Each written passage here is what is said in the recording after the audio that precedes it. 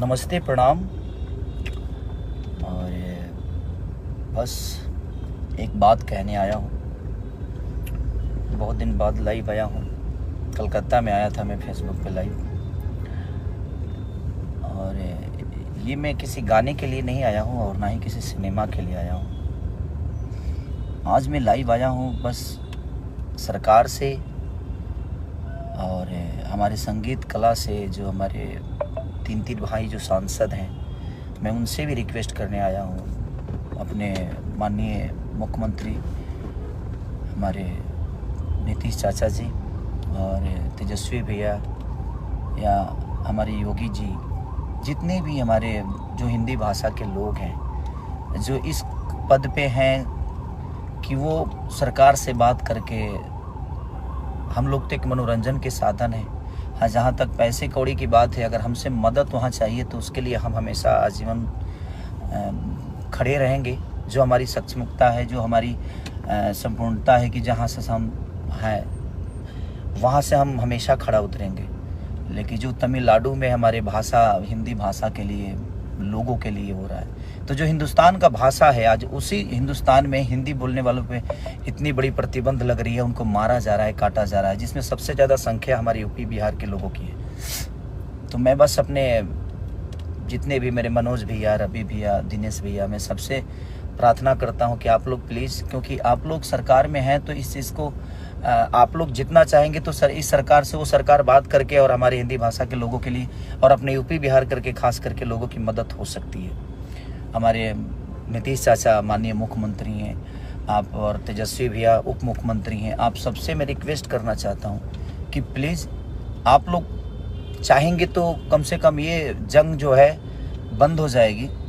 और उसका देन कहीं ना कहीं हम सभी हैं, क्योंकि अगर रोज़गार हमारे यूपी बिहार में इतनी होती तो शायद हमें दूसरे जगह जाने की ज़रूरत नहीं है। तो ये विषय नहीं है, बट धीरे धीरे सारी चीज़ें हो ही रही है और होगी। लेकिन अभी जो सिचुएशन है वो बहुत दयनीय है, बहुत निंदनीय है कि वो आज अपने ही देश में, अपने ही लोगों के द्वारा हिंदी बोलने पे इतनी प्रतिबंध है कि आप हिंदी बोलेंगे तो शायद उसके लिए आपको मारा जाएगा, काटा जाएगा। तो मैं सबसे, जो भी सरकार में है, उनसे रिक्वेस्ट कर रहा हूँ कि प्लीज़ आप लोग थोड़ा सा अगर ध्यान देंगे, क्योंकि आज आप लोगों को भी इस जनता ने ही बनाया है और यही जनता आज पीटी जा रही है। तो वो थोड़ा सा तकलीफ दे रहा है कि जिसको हमने चुना आज हमारे लिए कुछ नहीं कर पा रहे हैं। तो मैं तो सरकार में हूँ ही नहीं, लेकिन मेरे तरफ से जो भी मदद होगी, आप लोग बोलिए, मैं करने के लिए तैयार हूँ। लेकिन मैं कैसे करूँ, कहाँ करूँ, मुझे पता ही नहीं है कि हाँ कैसे क्या होगा वहाँ, क्योंकि वहाँ विषय क्या है, वहाँ प्रॉब्लम क्या है, क्योंकि वो सरकार में जो है वो सरकार के लोग ही जान सकते हैं और जो कानून जानते हैं। भाई, हम तो एक संगीत के आदमी है, लेकिन हम अपने शरीर से और अपने पैसे से यही मदद कर सकते हैं, लेकिन हम कहाँ करें वो समझ में नहीं आ रहा है। तो आप लोग को लगता है तो आप प्लीज़ हमें बताइए कि कैसे हमें मदद करना चाहिए, क्योंकि वहाँ हमारा कोई नहीं है, वहाँ मेरा कोई किसी से बात नहीं होती है। मैं सरकार में सरकार के हिसाब से मैं हूँ नहीं, मैं एक गायक हूँ या मैं एक एक्टर हूँ। तो एक एक्टर के तौर पर मेरी पहुँच जो है वो संगीत तक ही है।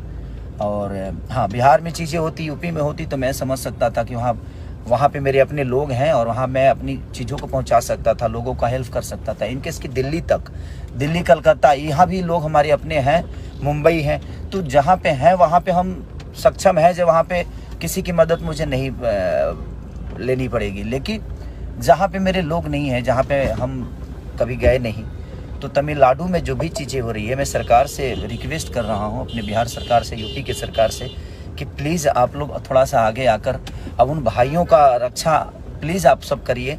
और हमसे भी जो हो सकता है आप हमें गाइड करिए, हम करने के लिए तैयार हैं, क्योंकि जिन्होंने हमें भी बनाया और आप सबको भी बनाया, ये सरकार अगर बनी है, चाहे यूपी की सरकार हो या बिहार की हो, ये कहीं ना कहीं हमारी जनता के बदौलत बनी है। उन्होंने आप सबको चुना और आज वही पीटे जा रहे हैं और अपने ही देश में पीटे जा रहे हैं।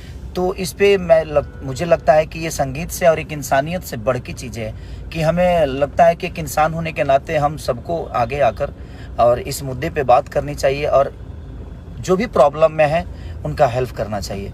तो प्लीज़ मैं आप सबसे रिक्वेस्ट कर रहा हूँ, मेरे बड़े भाई तेजस्वी जी, चाचा नीतीश जी, माननीय हमारे आदित्यनाथ योगी जी बाबा, और अपने बड़े भाई मनोज भैया, दिनेश भैया, रवि भैया, क्योंकि आप लोग सरकार में हैं तो थोड़ा सा प्लीज़ आप लोग मदद करिए अपने इस भाषा के लोगों के लिए, अपने लोगों के लिए जिन्होंने आप सबको बनाया, हम सबको बनाया है। इन्होंने हमें एक दायित्व दिया है, उस जगह पे पहुंचाया है, तो इनका बहुत बड़ा योगदान और इनका बहुत बड़ा आशीर्वाद है, जिससे हम आज जो भी हैं इनके बदौलत हैं। और हमारा कर्तव्य बनता है कि अगर हम किसी एक घर का गार्जियन की तरह, अपने बेटे की तरह जिन्होंने हमें बनाया है, हमें अपना इतना बड़ा साम्राज्य दिया है अपने भाषा के लिए, तो हमें प्लीज़ हमें करना चाहिए। और हम सबको आगे आकर इस चीज़ विषय पे अगर हम छोटी छोटी प्रयास करेंगे तो शायद ये चीज़ें बच जाएगी और हमारे भाई सुरक्षित हो जाएंगे। तो ये आवाज़ उठाना बहुत ज़रूरी है कि हम सबको आवाज़ उठाना चाहिए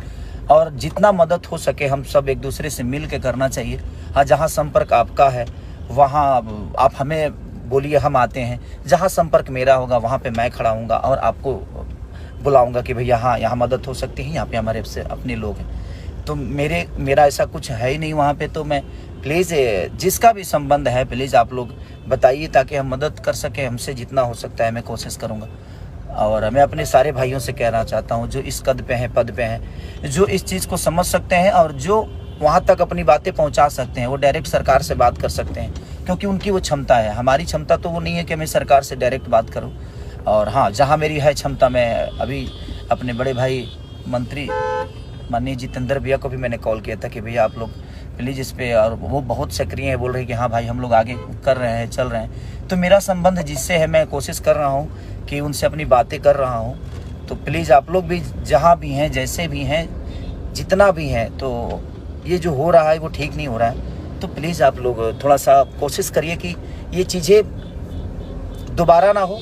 और अपने देश में रह के भी अगर अपने भाषा के बोलने पे प्रॉब्लम है तो फिर उसके लिए मैं क्या बोलूँ, कैसे बोलूँ, राजनीति मुद्दा है क्या है नहीं पता मुझे, लेकिन मानसिकता कितनी घटिया है जो अपने राज्य में भी, अपने देश में भी हम अपनी चीज़ों को नहीं बोल सकते। अब हम बिहार में रह के भोजपुरी नहीं बोलेंगे तो क्या बोलेंगे भाई, हमारा राज्य है वो। और हम इंडिया में रह के हिंदी नहीं बोलेंगे तो हम क्या बोलेंगे।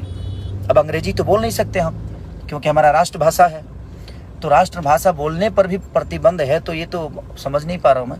बट अब क्या है मुद्दा नहीं पता मुझे, ये मुद्दा क्यों उठा है, बट मुझे दुख हो रहा है। मैं दो दिन से देख रहा हूँ ये मुद्दा को कि हो सकता है सुलझ जाए, लेकिन मुझे लगा कि नहीं, मुझे बोलना ज़रूर चाहिए, ताकि हम सब मिलकर बोलेंगे, हम सब मिलकर कहेंगे तो शायद ये बातें लोगों तक पहुँचे और बड़ी लोगों तक पहुँचे, और पहुँचेगी तो शायद इस पर जल्दी एक्शन होगा।